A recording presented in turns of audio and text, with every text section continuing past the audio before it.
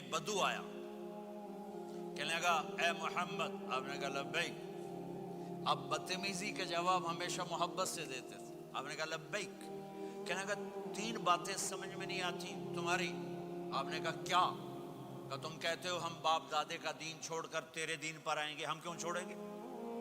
اچھا، اور کہ تم کہتے ہو روم فتح ہو جائے گا، ایران فتح ہو جائے گا، اتنے بڑے بادشاہ یہ تیرے فقیر بندے کیسے فتح کریں گے؟ اچھا، تیسری کہ تم کہتے ہو مر کے مٹی ہو کر پھر زندہ کیے جائیں گے، کون زندہ ہوا ہے آج تک؟ کوئی پیو دادا ساڈا اٹھی تھے قبریں سارے موئے پین کتھوں آ گئے؟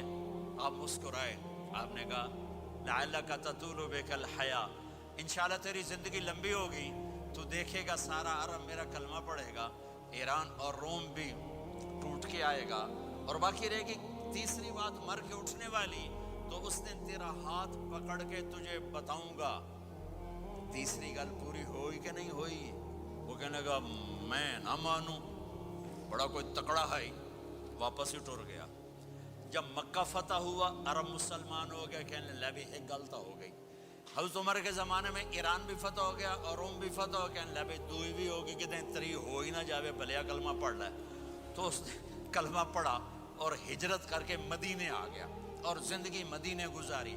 حضرت عمر جب وہ آتا ان کی مجلس میں، حضرت عمر اس کو فل پروٹوکول دیتے، تو صحابہ حیران ہوتے، ایک بدو کے لیے عمر جیسا بندہ پروٹوکول کیوں دیتا ہے؟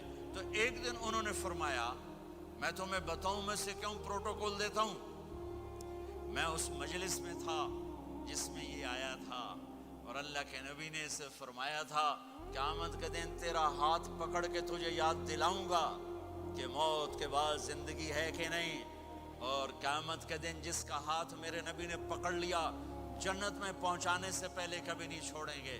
لہٰذا یہ بڑا خصوصی آدمی ہے، اس کو میرے نبی نے پکڑ کے جنت میں پہنچانا ہے۔